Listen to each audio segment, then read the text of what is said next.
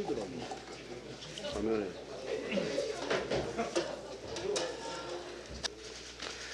자, 지방선거 후보 등록이 오늘 마무리됩니다. 국민의힘에서는 이번 선거에서 과거와 다르게 경선을 최대한 활용하여 주민과 당원들에게 공천권을 돌려드리기 위해 노력했습니다.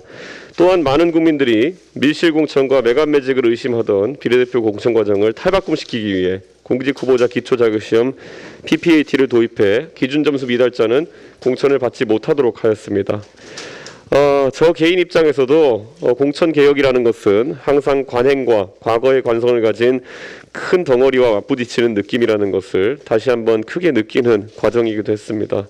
하지만 여당이 된 우리 국민의힘이 정치 개혁에 더 매진하지 않으면 우리를 여당으로 만들어주신 국민은 바로 우리를 향해 다시 회초리를 들 수 있습니다. 그렇기 때문에 정치 개혁에 대해서 더 강한 의지를 갖고 국민의힘은 앞으로 나아가겠습니다. 최근 국회의원의 불체포 특권을 남용하기 위해 방탄 출마를 감행하는 행위가 국민들의 관심사로 등장하고 있습니다. 불체포 특권은 분명 헌법상의 권리이지만 그 취지는 권력자의 의회에 대한 부당한 탄압을 막는 것에 목적이 있지 본인의 직무상 비리를 방어하기 위해 활용되어서는 안 되는 권리입니다. 원내지도부에서는 불체포 특권이 지난 2016년 20대 국회 정치발전특위에서 만든 그런 개정안보다 더 국민들이 바라는 방향으로 개선될 수 있는지 한번 연구해 주십시오. 우선적으로는 계양을에서 우리 윤형선 후보가 당선되어서 이재명 후보의 불체포 특권 활용이 불가능하게 하는 것이 1차 저지선입니다. 하지만 만에 하나 1차 저지에 저희가 실패하더라도 대장동 수사와 소고기 초밥 수사가 좌절되는 일이 없도록 불체포 특권에 대한 개정을 연구하고 추진해 주십시오. 그리고 대통령께서 취임사에서 매우 순도 높은 자유 한 사발을 그릇에 담으셨습니다. 매우 긍정적으로 저는 평가합니다. 우리 국민은 이미 자유의 혜택을 누리기 시작했습니다. 1탄은 국민의 알 권리의 충족입니다. 정권이 바뀐 지 며칠이 지나지 않았는데 세상이 참 많이 달라졌습니다. 정직하게 바뀌어가고 있습니다.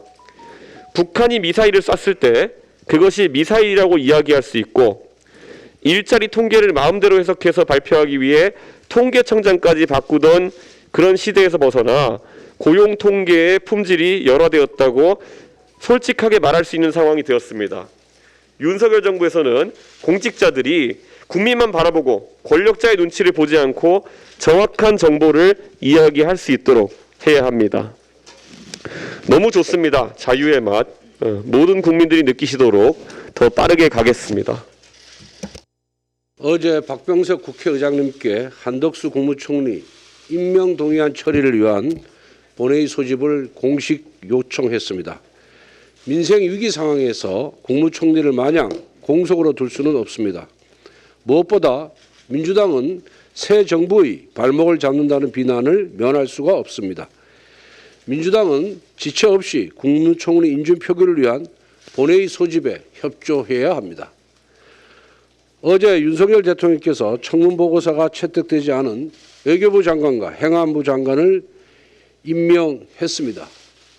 외교부 장관은 오는 20일 바이든 미국 대통령이 방한을 하고 한미 정상회담을 준비하기 위해서 임명하지 아니할 수가 없었고 행정안전부 장관은 내치의 중심 부서이고 또 지방선거의 주무부처입니다. 그렇기 때문에 불가피하게 임명을 했다라는 말씀을 드립니다. 그런데 이렇게 임명을 하고도 문재인 정권의 장관 두 분을 빌려서 국무회의를 할 수밖에 없었습니다. 윤석열 정부가 제대로 일하기 위해서는 민주당의 협조가 절실합니다. 한동훈 법무부 장관의 인사청문 후보자의 인사청문회만 보더라도 민주당의 준비 부족과 무능만 부각되었을 뿐 결정적인 한방도 부적격 사유도 전혀 드러난 게 없습니다. 민주당이 장관 후보자에 대한 청문보고서 채택을 미루는 것은 야당의 존재감을 과시하기 위한 목리일 뿐입니다. 그렇지 않아도 민주당 내에서 성범죄 의혹이 연달아 터지며 민주당에 대한 국민들의 시선이 곱지 않습니다. 민주당이 목리 정치를 계속한다면 민심은 멀어질 뿐입니다. 민주당 지도부의 현명한 판단을 기대합니다. 그리고 국회의원 불체포 특권 개정안에 대해서 당대표께서 말씀이 계셨는데 그제부터 연구를 시작해서 이번 일요일 날 오전에 제 페이스북을 통해서 우리 당의 개정 방향을 말씀드리도록 그렇게 하겠습니다. 더불어민주당 김동연 경기지사 후보가 윤석열 정부의 오만과 독선을 견제하겠다고 목소리를 높이고 있습니다. 새 정부 출범 하루 만에 한 말입니다. 지난 5년간 문재인 정부의 오만과 독선에 일조했던 분이 무슨 자격으로 비난을 하시는지 모르겠습니다. 김동연 후보는 실패한 정부의 경제 관료입니다. 소득주도 성장, 급격한 최저임금 인상, 공공일자리 정책 등 경제 폭망의 주역입니다. 이런 분이 경기지사가 된다면 경기도민의 삶이 더욱 힘들어질 것입니다. 더 이상 경기도가 실패한 정책의 실험장이 되어서는 안 됩니다. 또한 김동연 후보는 수시로 말을 바꾸었습니다. 문재인 정부 경제부총리 시절에는 문재인 전 대통령을 옹호하다가 이번 대선 출마 이후에는 비판을 쏟아냈습니다. 대선 때는 수도권 오림 구조를 타파하자고 했다가 이제는 경기도를 위하는 척하고 있습니다. 대선 때는 대장동이 투기라고 했다가 최근에는 치적이라고 했습니다. 대선 때는 이재명은 재정과 경제의 일도 모른다라고 비판했다가 지금은 이재명 전 지사의 계승자가 되겠다고 합니다. 두 달 전에는 충청 대망론을 외치다가 지금은 경기지사의 후보가 되었습니다. 정치인이 생각을 바꿀 수는 있습니다. 그러나 김동연 후보는 자신이 서 있는 위치에 따라 수시로 말을 바꿨습니다.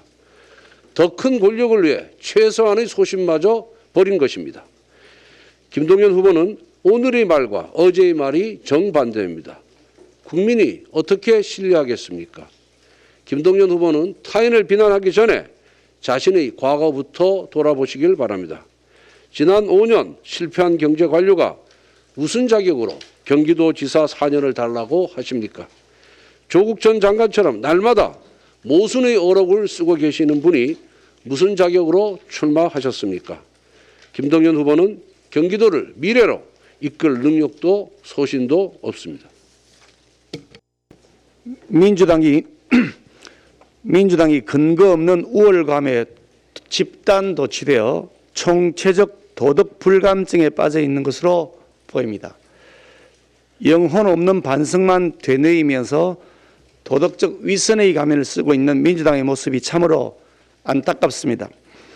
민주당은 검사사칭죄, 특수공무집행방해죄, 무고죄, 공용물건손상죄, 음주운전죄 등 전과사범의 대장동 불법 비리 게이트의 설계자이고 국민 세금으로 조성된 경기도 법인카드의 불법 사용으로 인한 공금 유용 의혹, 성남FC 거액 불법 뇌물수수 의혹, 거기에 더해서 소위 무상연애 의혹으로 도덕적 불감증이 극에 달한 이재명 후보를 대선 후보로 내세웠습니다.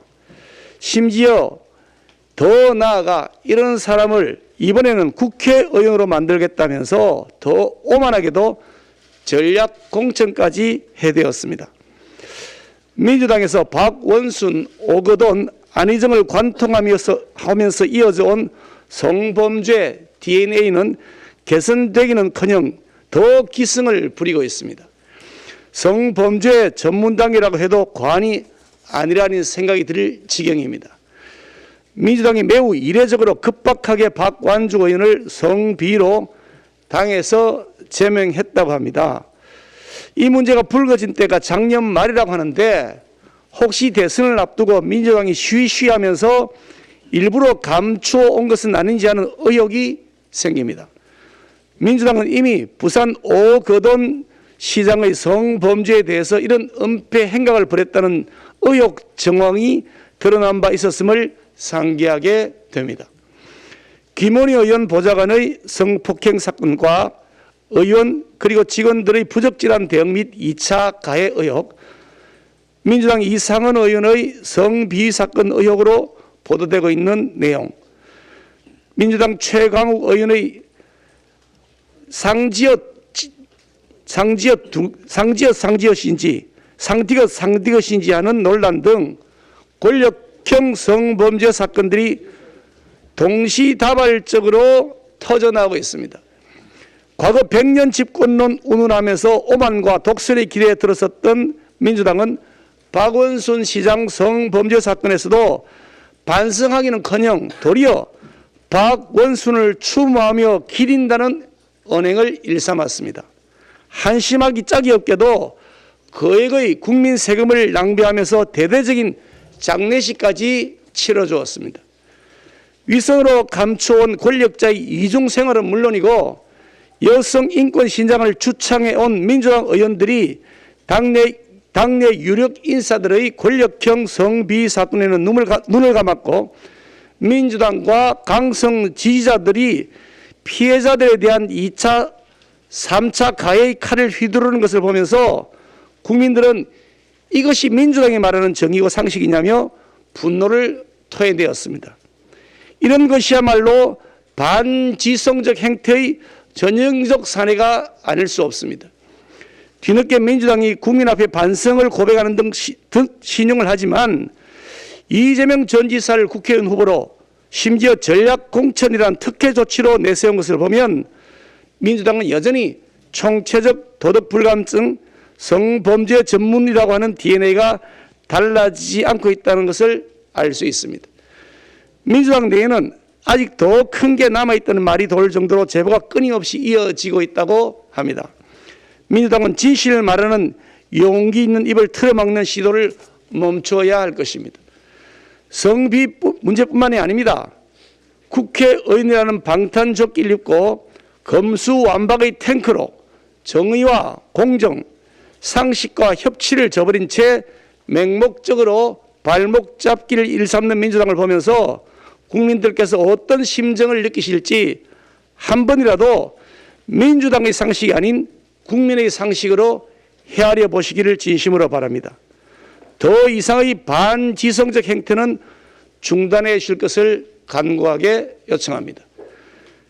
다시 대한민국 새로운 국민의 나라는 국민들과 윤석열 대통령 그리고 우리 국민의힘이 힘을 합쳐서 세워 나가겠습니다. 그리고 저는 진심으로 국민의힘뿐만 아니라 민주당이 그 길을 함께 걷기를 바랍니다. 건강하고 균형 잡힌 견제와 상대방을 존중하는 협치를 통한 대한민국의 선진 정치가 진정 국민들께서 바라시는 것이기 때문입니다. 이재명 후보의 인천 계양을 국회의원 보궐선거 출마에 대한 논란이 거셉니다. 본인이 무슨 말을 하든 방탄용 출마라는 본질은 바뀌지 않습니다. 이재명 전 후보는 경기지사 시절 수사에 성역이 있어서는 안 된다면서 국회의원 불체포 특권을 비판했습니다. 내로남불도 분수라는 게 있어야 합니다.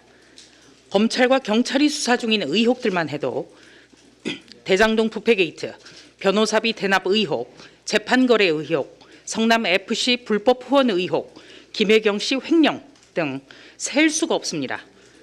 경찰은 최근 압수수색 영장에서 이 전 후보를 피의자로 적시했고 대장동 원주민들은 이재명 전 후보를 검찰에 고발했습니다. 특히 친문단체가 고발한 변호사비 대납 의혹의 경우엔 검찰이 이재명 후보의 변호사들까지 소환하면서 속도를 내고 있습니다. 경기도망지사라는 별명까지 얻어가면서 아무런 명분 없는 개항을로 도망갔습니다. 원조 친노 유인태 전 사무총장도 누가 봐도 너무 서두른다는 느낌 아닌가. 이 정도는 성찰의 시간을 갖고 행동하는 게 맞다고 비판했습니다. 국민의힘은 검사 사칭 음주운전 등 전과 사범의 중대사건 피의자를 아무 연고 없는 국회의원 보궐선거 후보로 내세운 더불어민주당의 민낯을 국민께 소상히 알려나가겠습니다. 그 피해자 입장에서 한번 생각을 해봅시다. 피해자를 피해 호소인이라고 하면 피해자 입장에서는 어떤 생각이 들까요? 그래서 2차 가해라는 말이 나오고 있습니다. 그냥 피해자면 피해자지 왜 피해 호소인이라고 하나요? 이 질문을 똑같이 드려봅니다. 성범죄면 성범죄입니다. 성비위는 또 뭡니까? 피해자 입장에서 생각해 보셔요. 이거는 또 그러면 뭐냐? 이것도 2차 가해입니다. 왜 정치 권력을 가지고 있고 힘 있는 사람 입장에서 단어를 마음대로 사용합니까? 우리 언론인들께서도 한번 고민을 좀 해주셨으면 합니다. 문재인 정부에서의 특징은 뭐냐면 홍길동도 아닌데 아버지를 아버지라고 부를 수 없는 거였어요. 북한이 12일 탄도미사일을 쐈습니다. 이제 드디어 우리 정부는 아버지를 아버지라고 부르는 상황이 됐어요. 도발이라는 단어를 썼습니다. 문재인 정부에서는 어떻게 하셨는지 다 기억하십니까? 미상의 발사체라고 했습니다. 미사일을 발사체라고 했어요. 그 다음에 도발을 도발이라고 쓰지 않고 위협이라고 했습니다. 이제 드디어 언어를 제대로 돌려주셔야 되고 우리 정부가 드디어 시작했습니다. 지금 그 북한이 미국 바이든 대통령이 방한을 앞두고 있고 한미 정상회담을 앞두고 있는 시점에서 미사일 쏘지 않으면 사실 북한이 아니죠. 이미 다 예견된 일이었습니다. 그러니까 이 정도 되면 매뉴얼을 아마 다 갖고 있을 겁니다. 문재인 정부에서도 그랬겠지요. 그렇기 때문에 그 매뉴얼대로 이게 잘 작동이 되는지 우리 새로운 정부에 대해서는 다시 점검하실 것을 부탁을 드립니다. 북한은 대한민국 정치에 아주 노련하게 개입하고 있습니다. 특히 핵을 가지고 미사일을 가지고 계속 개입하고 있는데 이 부분에 대해서 새로운 정부는 우리 국민들께 늘 소상히 말씀해 주시고 그 진실대로 사실대로 왜곡 없이 알려주실 것을 부탁드립니다. 더불어민주당의 역겨운 행태가 계속돼서 이어지고 있습니다. 성비의 온상이 된 더불어민주당은 이번 찰나에 스스로를 돌아보고 자정하는 노력을 해야 합니다. 과거부터 민주당은 성비위 사건이 터질 때마다 조직적으로 사건을 은폐하려는 경향을 보이고 있었습니다. 이번 사건도 대선이 열리기 한참 전인 지난해 말에 발생한 것으로 알려져 있는데 상당한 시간이 지나서야 조치가 취해진 이유에 대해 민주당은 밝혀야 할 것입니다. 그동안 피해자가 느꼈을 고통과 두려움에 대해 공감하고 제대로 반성해야 할 것입니다. 또 대선 패배 후 박지원 비대위원장을 영입했던 것이 보여주기식 쇼였다는 이야기를 듣지 않으려면 처절한 자정 노력이 필요할 것입니다. 한편으로 여성 인권을 보호하겠다는 민주당이 여성 지지층을 향해 개딸이라고 부르는 것도 정말 이해가 힘든 대목입니다. 민주당 이재명 총괄선대위원장은 당내 성비위 상황의 심각성을 인지하고 이와 관련해 입장을 내놓고 책임 있는 자세를 보여야 할 것입니다. 민주당은 다수당의 행포를 멈추고 한덕수 총리 후보자의 국회 인준을 위한 국회 본회의에 하루속히 나와야 합니다. 검수완박법 일방 독재와 인사청문회 발목 잡기는 대선 불복이며 지방선거를 앞둔 민주당의 자기 지지층 결집을 위한 술책일 따름입니다. 새 정부의 정상적인 국정 운영을 방해하는 민주당이 국민의 고통을 외면하고 정쟁을 계속하는 것은 국민과 싸우자는 것입니다. 민주당이 새 정부 출범에 사사건건 어깃장을 놓고 국정 운영을 방해하는 구태를 보인다면 민주당은 지방선거에서 민심의 무서운 심판을 받게 될 것입니다. 민주당은 새 정부의 국정 운영에 적극적으로 협조하고 국민의 고통과 국가적인 위기를 함께 해결하는 협치의 길로 하루속히 들어오기 바랍니다.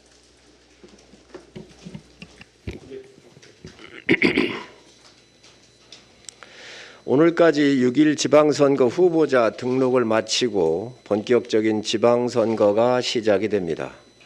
6.1 지방선거는 철저히 지역 수건을 해결하고 미래 먹거리를 창출하여 지역의 미래를 설계하고 책임질 일꾼을 뽑는 선거가 되어야 합니다.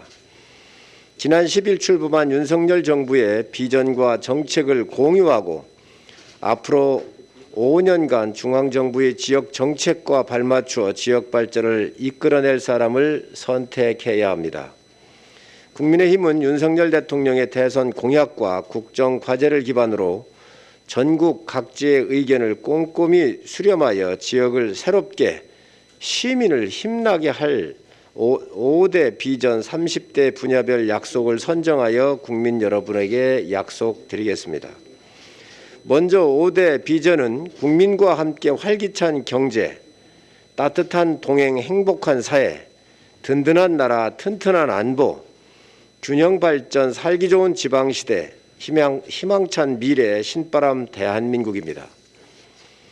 이를 뒷받침할 30대 분야별 약속으로는 소상공인 자영업자의 눈물을 닦아드릴 희망과 회복의 지원, 중소기업들이 제때 제값을 받을 수 있게 하는 균형 있는 상생, 규제를 과감히 개혁해 기업들이 자유롭게 활동하고 미래 먹거리 산업을 키워나가는 100년의 디자인, 내 집 마련 기회 확대와 집값 안정화를 통해 문정부의 왜곡된 부동산 시장의 정상화, 아이, 청소년, 청년, 엄마, 아빠, 어르신 등 생애 주기별 맞춤형 복지 서비스를 제공하며 약자의 손을 꼭 잡아드리는 동행, 양질의 일자리를 늘리고 국민의 안전과 건강을 지켜나가며 농산어촌의 발전을 앞당기고 미래의 인재를 육성하여 살기 좋은 대한민국을 만드는 정책 등을 분야별로 꼼꼼하게 담았습니다. 분야별 발표는 따로 기회를 갖도록 하겠습니다. 우리 당의 일꾼들이 실현 가능한 지역 맞춤형 정책으로 시민들을 설득하고 지지를 받을 수 있도록 적극 지원하겠습니다. 코로나19로 더욱 어려워진 지역 경제와 민생이 활력을 찾을 수 있도록 정책적으로 경쟁하는 모습을 보여드릴 것을 약속드립니다.